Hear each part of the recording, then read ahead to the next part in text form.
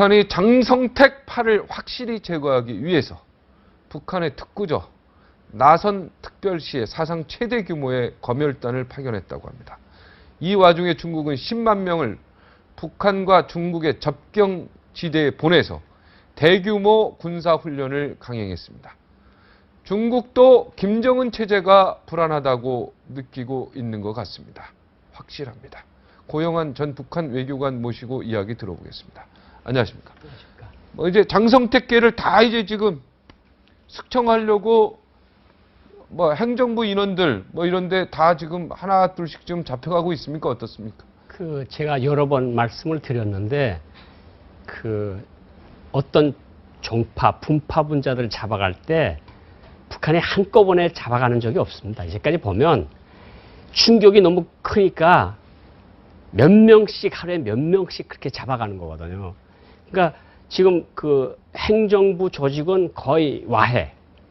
그러니까 당중앙위원회 행정부, 각 도당 특별시, 11개 도당 특별시 행정부 다 날라갔고, 그리고 시군당위원회 시군당위원회가 한 230개가 됩니다, 북한에. 네. 근데 거기도 기본적으로는 행정부 인원들이 다 숙청되거나 처형되거나 잡혀가거나 철직돼서 노동자로 가는. 지금요? 지금. 그렇게 진행이 되고 있고, 거기서 이제 지나서 당 국제사업부, 장성택이 있었던 국제사업부, 근로단체 사업부, 체육지도위원회. 체육지도위원회라는 게 국가적인 체육지도 범기구입니다. 체육성이 아니고, 네. 체육지도위원회, 최고검찰서, 최고재판소, 인민보안부, 모든 부문에서 지금 장성택 일파를 잡아내기 위한 일대 검열 작업이 진행이 되고 있거든요. 그러니까 지금 나선시에 100명이 처음으로 그렇게 많은 검열단이 왔다 그러는데, 나선시에만 온 것이 아니고 해산시에도 조직지도부 검열대가 왔고, 신의주시에도 검열대가 왔고, 평성시에도 각 도당의 당중앙의 조직지도부, 국가안전보위부 검열단들이 나가서 모든 당기관 간부들, 정부기관 간부들, 군기관 간부들 속에서 출연하고 있는, 그래서 많은 사람들이 지금 계속해서 잡혀가고 있는. 그런데 잡혀간다고 다 죽는 건 아니죠?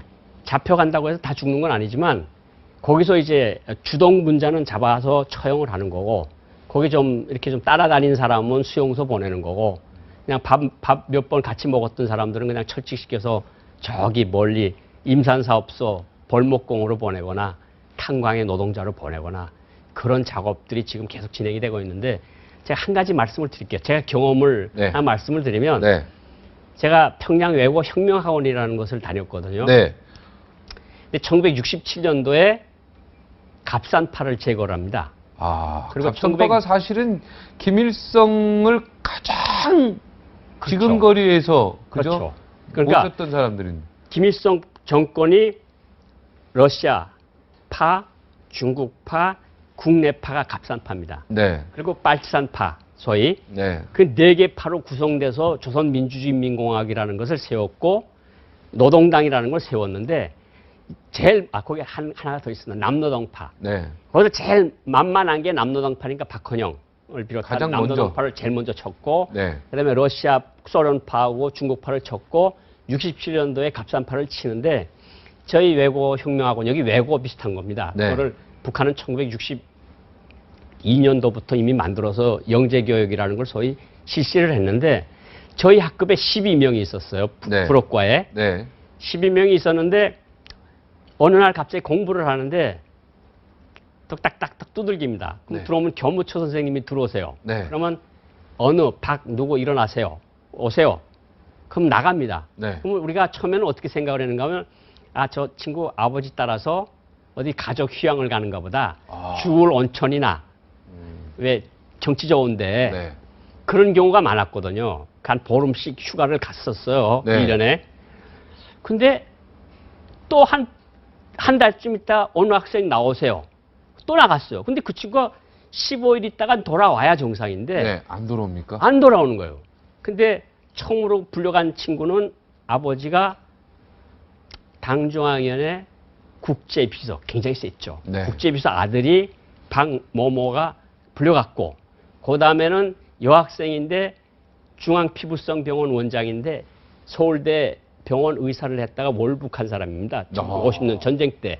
네. 그 사람이 갔고, 그래서 2년 동안에 몇 명이 없어졌는가 하면 12명 중에서 5명이 없어졌어요. 그런데 숙청당할 때 그 자식들까지 다 죽여버린 겁니까? 제가 이제 말씀을 드리겠는데 어느 시점부터 외국어 혁명학원에 소문이 도는 거예요. 없어지는 애들은 종파분자 자식들이다. 아, 그때 그 운동장을 내다보면 까만색 승용차가 하나 와 있고 난다. 네. 그래서 누가 한 명이 불려 나간 다음에 선생님도 학생들도 다 나가서 창문을 보니까 네. 까만색 승용차가, 옛날에 볼가라고 이제 러시아산 승용차가 있었는데 그 차가 와 있어요. 그러면 이제 2명이 와서 학생을 데려가는 거예요. 그 다음부터는 그 학생 못 봐요. 제가 이제까지 그렇게 나간 학생들을 못 봤거든요. 외교혁명학교는 우리로 치면 고등학교입니까? 여기 대학생? 대원 외고 비슷한. 아, 대원 외고. 아, 외고 고등학교 같은 외고 거. 고등학교 아주 좀 굉장히 센데. 그러니까 저희 학급이 12명인데 당중앙인의 국제비서 박영국이 아들이 있었고 파키스탄 대사 아들이 있었고 그 지금 다 없어진 친구입니다. 중앙피부성 중앙병원 원장 딸이 있었고 그 딸을 좋아하셨어요, 혹시?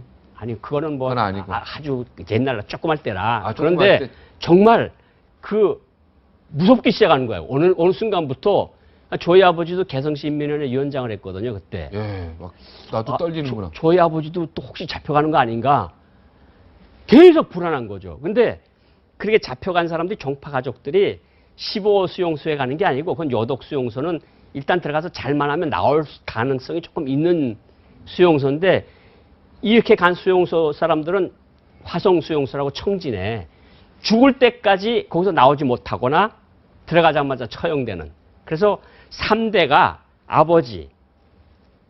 아버지가 잡혀갔으면 그 자식들, 그 아버지 위에 할아버지 할머니가 살아가셨으면 할아버지 할머니까지 몽땅 드러내서 청진 수용소에 갖다 넣는 거예요. 그래서 우리 외고혁명학원이 8개 언어가 있었는데 영어, 불어, 뭐 스페인어, 아랍어, 중국어, 독일어, 아랍어 뭐 이렇게 쭉 있었는데 150명 중에서 70명이 없어집니다. 2년 동안에. 엄청난 숙청이 이루어지는 거네요. 그러니까 그 간부층이 40%가 없어졌다면 보는 거죠. 다 갑산파. 이게 다 결국은 그 차관급 이상 자제들만이 대체로 그때 갔어. 일반 유가족, 6.25 전쟁 때 낙동강까지 나왔던 군인 가족들도 들어온 경우가 있었는데 그는 얼마 안 됐고 대체적으로 차관급 이상의 자제들이 들어가는 게 평양외고혁명학원인데 네. 150명 중에서 2년 동안에 70명이 사라집니다. 궁금한 게요. 예. 사라진 친구들 나중에 이제 외교관도 하시고 나중에 막 하시지 않습니까? 예. 그 이후에 만나본 친구 없습니까? 한 명도 만나본 적이 없고 그 내 고등학교 때 친한 친구도 있었을 거 아닙니까? 다 있죠. 친한 친구들인데 끌려갈 때 눈물이 막 주르륵 근데 나오겠네. 그때는 끌려갈 때 네. 좋은 승용차가 와가지고 모셔가니까 네. 어디 좋은 데 가는 줄 알고 가는 거야, 본인들은. 그래도 한 20명 이제 30명 될 때는 느낌이 달라질 거 그때는 아닙니까? 이제 가면 그냥 울면서 나가는 거죠. 학생이. 학생이 울면서 나가요? 학생이 울면서 나가면 그 다음에 또 못 보고. 그럼 다른 친구들은요? 그러니까 저도 그러니까 선생님이 강의 시간에 아니면 우리 저녁에 이제 과외 시간에 네. 우리 담임 선생님이 안 오고 딴 선생님 들어오면 불안한 거야. 왜요? 고용한 학생 나오세요. 일로 나와. 그러면 그 학생이 없어지는 거죠. 그럼 같은 옆에 있는 친구들은 가만히 있습니까? 뭐라고 합니까? 그냥 우리 아버지도 잡혀가지 않을까? 나도 괜찮을까?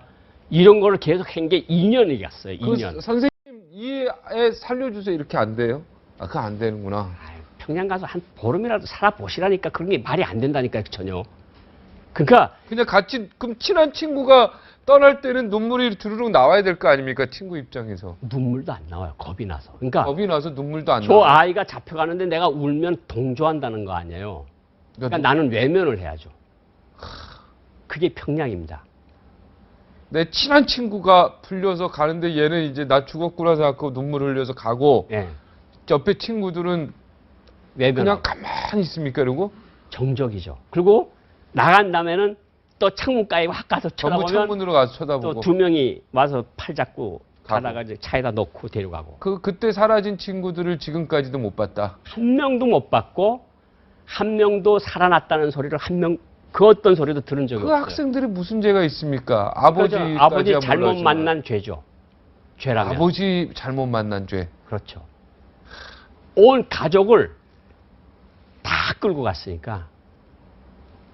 그냥 거기는 그냥 종파. 면회도 안 됩니까, 거기는? 면회가 안 되고, 끌려가지 않은 한 5천, 6천 되는 가족들이 물어볼 수도 없어요. 물어보지도 못하게 해요. 그거 왜 물어보냐? 당에서 데려갔는데, 그걸 왜 알려고 그러냐? 그냥, 저 사람은 어디 수용소, 북한 말로 관리소라 그러는데, 관리소에 가서 이제 일생을 마쳤거나, 일생을 마치고 있구나. 그런 생각을 하는 거죠. 수용소 혹시 구경해 보신 적 있으십니까? 제가 어떻게 수용소 구경을 하겠습니까? 수용소 구경을 못 했는데, 요독 수용소에서 있다가 탈출한 동생들이 몇 명이 있어요. 네. 근데 그 친구들 이야기를 통해서 수용소 생활이, 그러니까 저는 제가 한국에 91년도 왔거든요. 네.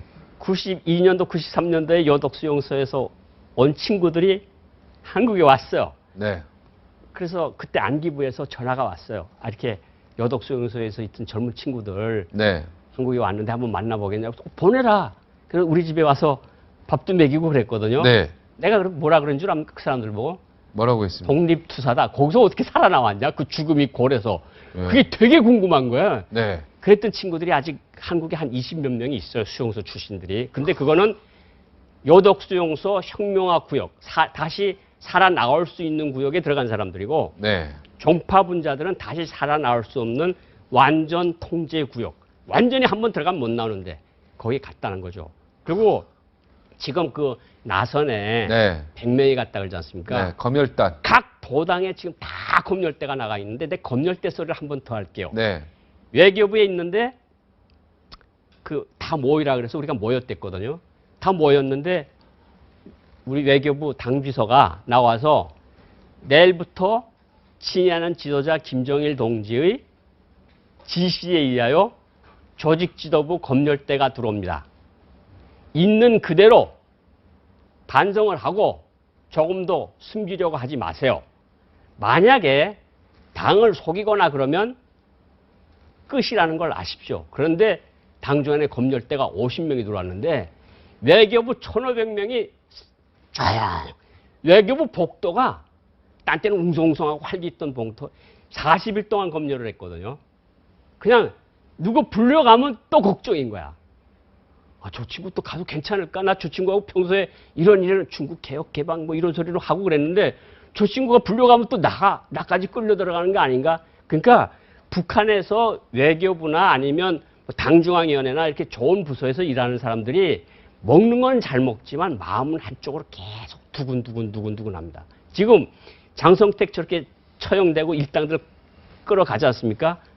어느 간부가 지금 마음 편한 간부가 어디 있겠냐. 그러니까 일반 주민들은 장성택이 죽이겠으면 죽이고 최영애가 2인자가 되겠으면 되고 상관을 안 합니다. 우리는 그냥 내 시장 구역에 와서 세금이나 덜 뜯어내고 시장 막지는 않고 시장 오늘 막습니다. 오늘 다 막으니까 그냥 나가서 농촌에 가서 일하세요.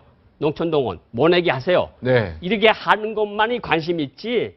근데 간부들은 다 긴장하고 있죠. 최고로. 지금 그 해당화 식당이라고 왜 김정은이가 가서 왜 철판구이 하는 그 텔레비전 본 생각 납니까? 네. 김정은이가 가서 했는데 그 식당을 장성택이가 만든 거거든요. 해당화 식당이라고. 근데 그것도 장성택이가 만든 게 아니라 해당화 그룹, 제가 전번에 말씀드렸던 그 H그룹이 그 여자가 네. 조국에 돈을 내서 그 멋있는 식당을 만들었거든요. 결국 네. 그 평양에. 식당, 그 식당을 만들어서 김정은한테 바친 그 여자가 지금 제표 들어가서 생사를 모르는 그런 환경인데. 해당화 식당 주인이 지금 생사를 모르네요. 생사를 모르죠. 네. 그리고 그 여자가 가지고 있던 돈만 거의 2억 달러가 된다. 2천억 원. 2천억. 네. 그런데 지금 다시 말이 돌기 시작하는 거는 장성택과 그 사람들이 중국에서 관리하던 돈이 거의 10억 달러가 된다는 말들이 다시 돌고 있어요. 1조 원. 네. 1조죠. 김정일이가 김정은한테 죽기 전에 넘겨준 돈이 대략 40억 달러라고 추정을 하고 있습니다. 4조 원이네요. 4조 원. 네. 그런데 김정은이가 2년 동안에 그 절반을 썼다 그럽니다. 그러니까 그 우선 김일성 동상 하나만 있던데 아들이 하나 죽었으니까 동상을 그거를 다시 내리고 키 맞춰서 동상을 둘을 세워야 되는 거예요. 김일성, 김정일 동상. 그리고 태양상이라고 북한 그 중요한 사거리마다 다 세워놓습니다. 그 영생탑이라 그러는데 김일성이 웃는 모습, 김정일이 웃는 모습, 그리고 위대한 수령 김일성 동지와 위대한 뭐 김정일 동지는 영원히 우리와 함께 계신다. 근데 그걸 김일성이가 하나만 죽었댔으니까 그 혼자만 있었을 거 아닙니까? 근데 한 명이 더 죽었으니까 그걸 다 부시고 다시 2명을 세워야 되는 거 아니에요. 야. 그거를 3,000개를 만들었다 그러거든요. 거기에도 돈, 2년 동안에. 그 돈도 많이 들어갔네. 거기 그걸 어떻게 만드는 줄 아십니까? 모자이크를 하는데 그냥 예를 들어서 유화를 그리거나 그러면 비가 맞고 눈 맞고 그러면 훼손이 되지 않습니까? 네네. 그러면 생각해 보십시오. 그 신성한 그 하늘보다도 1100배 위대한 그 김일성 그 얼굴에 눈물 같은 게 질질질 흐르고 비에 맞아서 네. 이러면 안 되거든요. 그러니까 안 되죠. 북한이 어떻게 하는가 하면 유리로 모자이크를 만듭니다. 네. 그래서 그 모자이크를 갖다 붙여서 만드는 거거든요. 그러니까 모자이크로. 모자이크를 하는 거예요. 그 유리 모자이크. 네. 그 돈이 엄청 들어가는 거죠. 그거 하나 만드는데. 야. 그러면 그 유리로 모자이크를 만들었으니까 그 안에 칼날을 둬서 눈 있는 데는 뭐 하얀색, 눈동자 있는 데는 까만색. 그래서 요만한 모자이크를 몇십만 개를 붙여서 그걸 만드는 거예요. 그거 깨지면 큰일 나네요. 야구공 갖고 놀다가. 아, 그러면 작살 나는 거죠, 정말. 그 동네에서는 야구하면 안 되네요. 야구하고 축구하면 안 되죠. 그 가까이서 볼 잘못 찼다 고 맞으면 거기 맞으면 그냥 요독 수용소하고. 요독 수용소 다 가는 건데 네.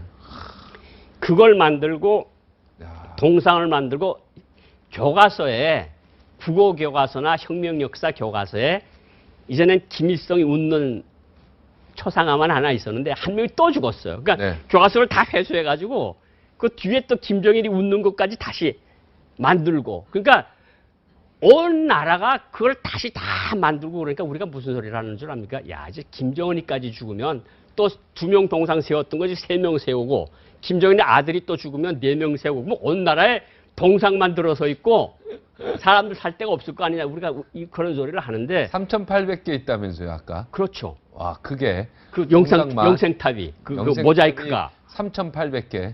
그게 있는데 거기에 그 왜 작년도 뭐 마식령 스키장 뭐 조금 이따 마식령 스키장 소리를 하려고 그러는데 마식령 스키장 뭐 미림 승마구락부 문수 물놀이장 이런 걸 지었지 않습니까?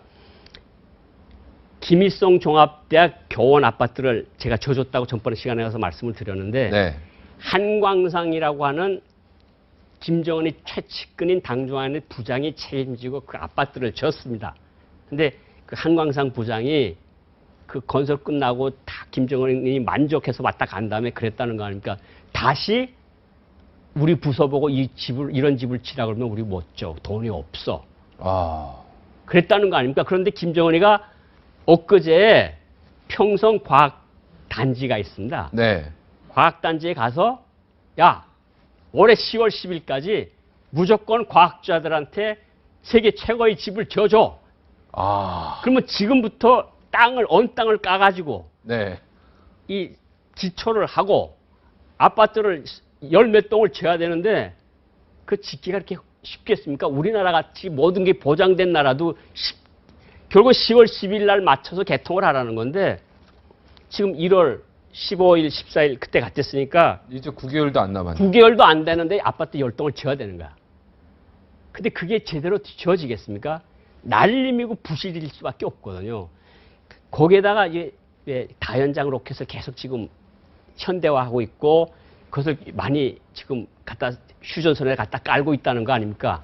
거기에 쓴 돈이 대략 20억 달러. 다연장 로켓이요. 다연장 로켓이라고 북한 말로 방사포라 그러는데 왜 관이 여러 개 있고 슉 나가는 거. 구멍이 엄청 많아서 엄청 많은 거. 팍 나가는 거. 그게 그거 무섭던데. 그게 여기서는 다연장 로켓이라 그러고 그거 무서워. 그거. 러시아 사람들은 스탈린이 풍금이라 그래요. 그 2차 대전 때 소련이 처음 만들었거든요. 근데 네. 독일 사람들이 듣건데 그게 피아노 소리 비슷하다 그래서 스탈린이 피아노라고 했던 거고 여기는 다연장 로켓이라 그러는데 네. 거기에 쓴 돈이 20억. 네. 김정일이가 준 돈이 40억. 이 사람이 쓴 돈이 20억. 장성택과 그 일당이 묻어두었을 것이라고 되는 돈이 대략 10억. 그럼 지금 10억만 있다는 소리예요. 네. 그렇죠? 네. 10억만 있다, 김정은이. 네. 그런데 여기서 10억, 그러니까 이게 10억으로 치면 이제 1조 있는 거죠, 1조. 1조. 1조. 그런데 계속해서 건설을 하라 그래요. 제가 다음 시간에 언제 기회가 되면 북한의 건설이 가지는 의미가 뭔지 제가 꼭 말씀을 드리고 싶은데 네.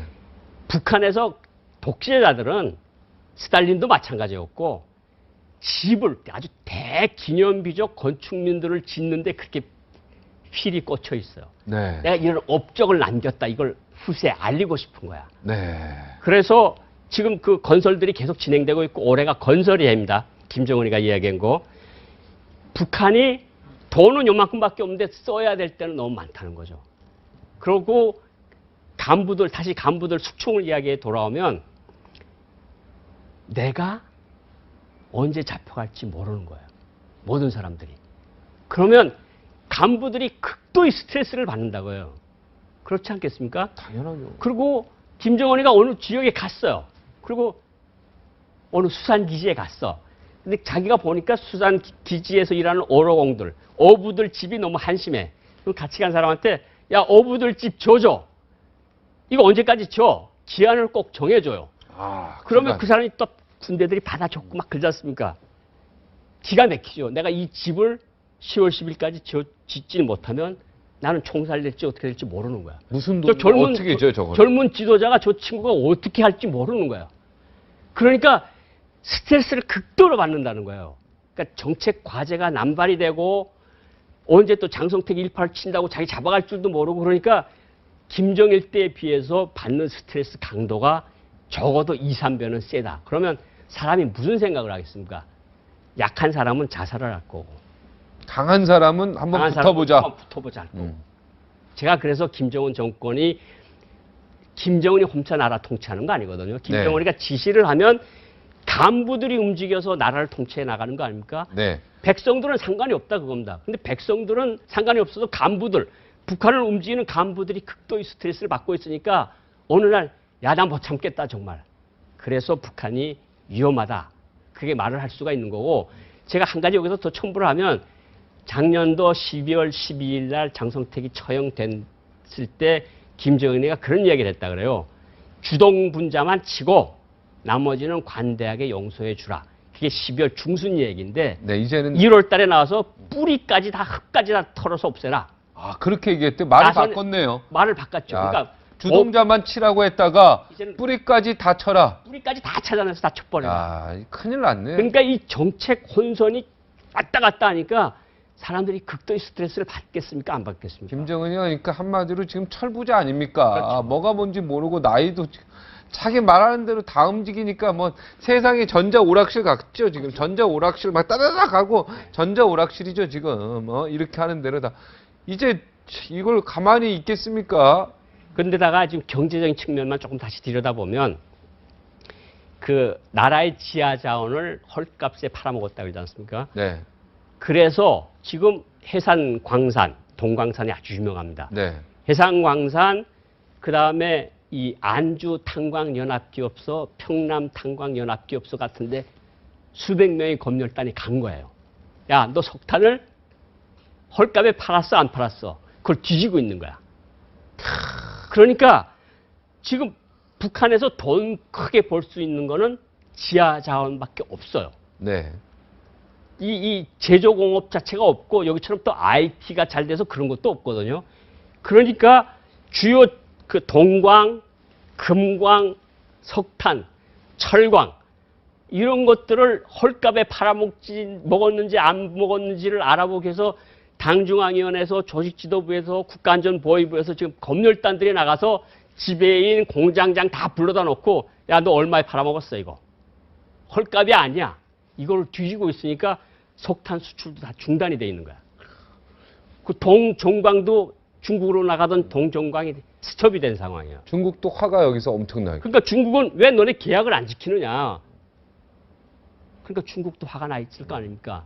그러니까 북한이 중국에서 1년에 중국에 팔아서 최고로 돈 벌어온 게 지하 광물을 팔아서 들여온 게 한 12억 달러가 된다 그러는데 일부 사람들은 경제 전문가들은 김정은 시대에 와서 북한의 광공업 생산이 플러스 성장을 했다고 이야기를 하는 분들이 계세요. 네. 이게 제가 착시 효과라고 말씀을 드릴 수가 있는데 김정은이가 2009년도부터 나라를 통치하면서 150일 전투라는 걸 그 150일 전투가 뭔 줄 아십니까? 모르죠, 저야. 모르죠? 네.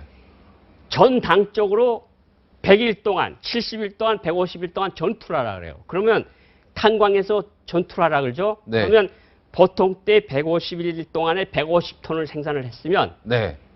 150일 전투 동안에는 300톤을 생산을 해야 돼요. 2배. 2배. 그러니까 전 나라가 그렇게 되는 전 거죠? 나라가 150일 전투를 하는 거야. 그러면 저도 옛날에 대학 다닐 때 사회지 대건설이라는 데를 나가서 70일 동안 해봤는데 대전투했습니까? 전투를 해봤죠.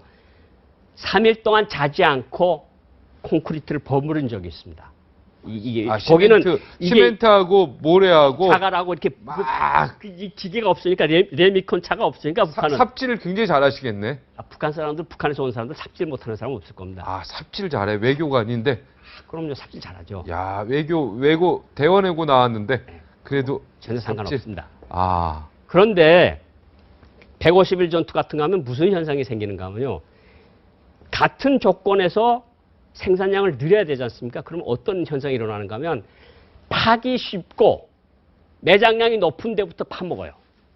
아, 전투할 때는. 전투할 때는. 그러면 150톤 나오던 데서 300톤이 나오면 훈장 받고 당에 입당시키고 밀가루 주고 난리가 나는 거죠. 네. 그 150일 지나면 그다음엔 그 옆에 잘 파먹지 않았던 그 잔탄들을 긁어 모아야 돼서 캐내는 거거든요. 네. 생산량이 뚝 떨어져요. 그러니까 2009년도에 김정은이 들어서서 2012년까지 생산량이 올라가는 건 맞는데 그래서 석탄 판매량도 많았고 네. 수출량도 올라갔는데 이제부터 문제라는 거죠. 이제부터는 파기 힘든 데를 들어가서 파야 된다는 거예요. 네. 그러면 떨어질 수밖에 없거든요. 그래서 제가 경제하는 전문가들한테 이런 착시 현상을 좀 받지 말았으면 좋겠다. 대전투자가 들어가면 원래 남겨놨던 네. 매장용 천대 이런 데 가서 막 한다 이 말이죠. 그렇죠. 야, 그거 머리도 전략 잘 써야 되겠습니다. 노동자들이. 정말 그 노동자들이 머리를 잘 써야죠. 네. 제가 시간이 좀 그런 것 같아서 마식령 그거 얘기하신다면서요. 그 마식령 스키장을 그 어제 평양 주재 외교단을 데려가서 그거를 구경을 시켰는데 네. 지금 하루에 그 마식령 스키장에 가는 사람들이 한 100명, 200명 정도래요. 네. 그런데 그것도 생각해 보세요. 북한에서 여기서 여기까지 가려면 뭐가 필요합니까? 차가 필요하죠. 그다음에 자동차 필요하고 스키 세트가 필요하고. 스키 세트는 현지에서 빌려준다 치고. 빌려줍니까? 그다음에 사람이 필요하죠. 돈. 통행증이 필요합니다. 통행증. 우리처럼 이렇게 이전의 자유가 없죠. 자유롭게 못 가니까 네. 제가 개성에 있는데 마식령에 가겠다 그러면 제가 스키 타러 마식령에 가려고 그러니까 통행증을 내주십시오. 그러면 뭐 지금은 스키 붐이니까 내주겠지만 네. 통행증을 잘 안 내줘요. 아니 지금은 어느 때인데 스키를 타려가 남조선 사람들 지금 뭐 미군하고 훈련한다고 전쟁이 일어날 것 같은데 너네 정신 있어? 그러면 꼼짝 못하고 잘못했습니다. 그러는 거거든요. 네. 통행증이 있어야죠. 이제처럼 차가 있어야죠. 돈이 있어야죠. 가면서 먹을 게 있어야죠. 여기처럼 휴게소가 있는 게 아니거든요.